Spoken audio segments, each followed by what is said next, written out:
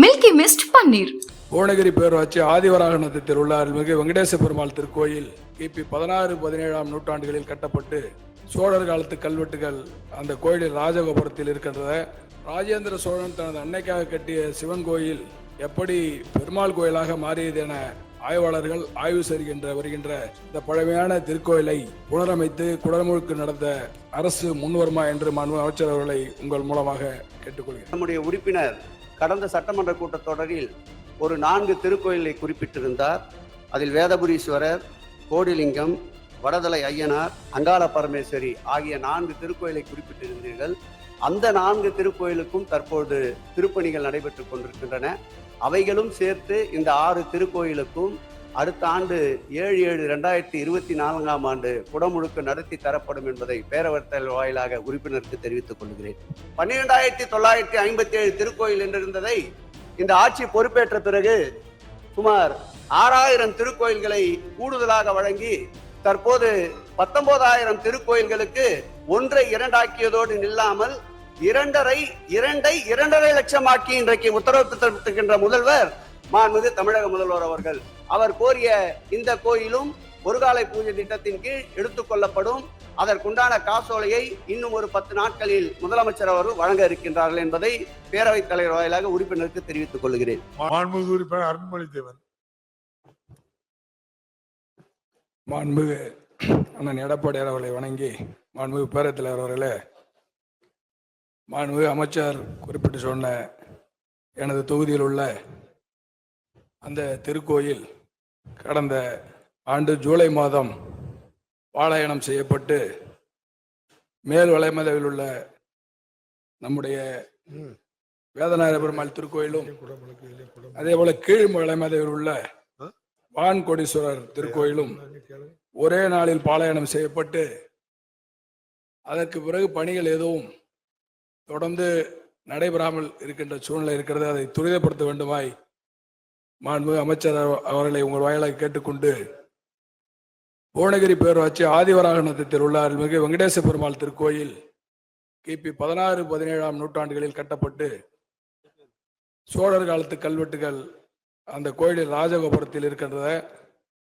ராஜேந்திர சோழன் தனது அன்னைக்காக கட்டிய சிவன் கோயில் எப்படி பெருமாள் கோயிலாக மாறியது என ஆய்வாளர்கள் ஆய்வு செய்கின்ற வருகின்ற இந்த பழமையான திருக்கோயிலை புனரமைத்து குடமுழுக்கு நடத்த அரசு முன்வருமா என்று மாண்புமிகு அமைச்சர் அவர்களை உங்கள் மூலமாக கேட்டுக்கொள்கிறேன். மாண்புமிகு அமைச்சர் அவர்கள்.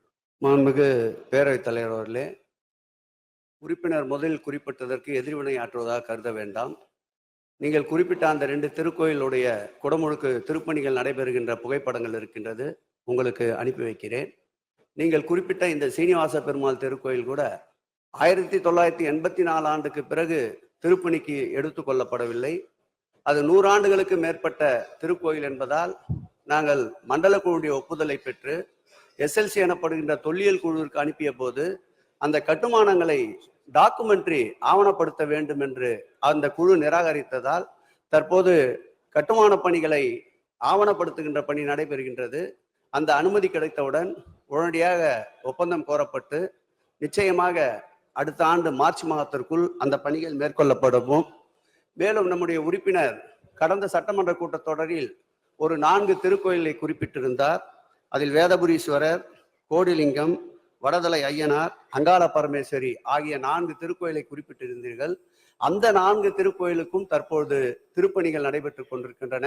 அவைகளும் சேர்த்து இந்த 6 திருக்கோயிலுக்கும் அடுத்த ஆண்டு 7/7/2024ஆம் ஆண்டு குடமுழுக்கு நடத்தி தரப்படும் என்பதை பேரவைத்தல் வாயிலாக உறுப்பினருக்கு தெரிவித்துக் கொள்கிறேன்.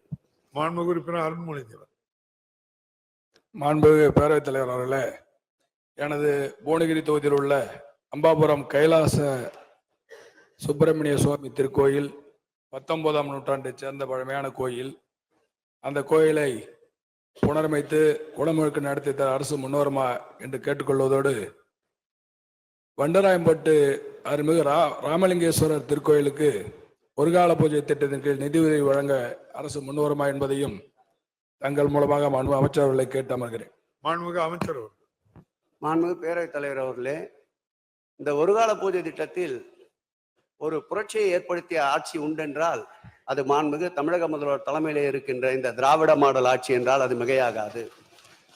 இந்த ஒருகால பூஜை திட்டத்தில் ஏற்கனவே இருந்த திருக்கோயில்கள் 12,957 திருக்கோயில்கள் இருந்தது. அதற்கு வைப்பு நிதியாக 1 லட்சம் ரூபாய் என்று 2011ஆம் ஆண்டு வழங்கப்பட்டது. அதன் பிறகு கடந்த 10 ஆண்டுகளில் ஒரு 100 ரூபாயை கூட அதில் வைப்பு நிதியை உயர்த்தவில்லை. மாண்புமிகு தமிழக முதல்வர் தலைமையிலே நடைபெற்ற ஆட்சியில், திராவிட மாடல் ஆட்சியில் ஆய்வின் போது இந்த 1 லட்சம் ரூபாய் வைப்பு நிதி எப்படி போதுமான தொகையாக இருக்கும் என்று முதலமைச்சர் அவர்கள் கருதி கூடுதலாக 130 கோடி ரூபாய் அரசு மானியமாக வழங்கி 1 லட்சத்தை 2 லட்சம் ஆக்கியவர் நம்முடைய முதல்வர் அவர்கள். அதோடு அதனுடைய எல்லை நின்றுவிடவில்லை. 12,957 திருக்கோயில் என்றிருந்ததை இந்த ஆட்சி பொறுப்பேற்ற பிறகு சுமார் 6,000 திருக்கோயில்களை கூடுதலாக வழங்கி தற்போது 19,000 திருக்கோயில்களுக்கு 1ஐ 2 ஆக்கியதோடு நில்லாமல் 2ஐ 2.5 லட்சம் ஆக்கி இன்றைக்கு உத்தரவு பிறப்பித்திருக்கின்ற முதல்வர் மாண்புமிகு தமிழக முதல்வர் அவர்கள். அதோடு மட்டுமல்ல, இந்த திருக்கோயில் பணியாற்றி கொண்டிருக்கின்ற அர்ச்சகர்களுக்கு ஒரு சல்லி காசு கூட அரசின் சார்பிலே உதவி இல்லாமல் இருந்த நிலை மாண்புமிகு தமிழக முதல்வருடைய கவனத்திற்கு எடுத்து சென்றவுடன் மாதந்தோறும் 1000 ரூபாய் அவர் வங்கி கணக்கிலே 19,000 செலுத்துகின்ற ஒரு முதல்வராக, ஒரு ஆட்சியாக, ஆன்மீக ஆட்சியாக இந்த துறை விளங்கி கொண்டிருக்கிறது என்பதை உறுப்பினருக்கு தெரிவித்து, அவர் கோரிய இந்த கோயிலும் ஒருகாலை பூஜை திட்டத்தின் கீழ் எடுத்துக்கொள்ளப்படும். அதற்குண்டான காசோலையை இன்னும் ஒரு 10 நாட்களில் முதலமைச்சர் அவர்கள் வழங்க இருக்கின்றார்கள் என்பதை பேரவைத் தலைவர் வாயிலாக உறுப்பினருக்கு தெரிவித்துக் கொள்கிறேன். மில்கி மிஸ்ட் பன்னீர். மின்னம்பலம்.com தமிழின் முதல் மொபைல் பத்திரிகை.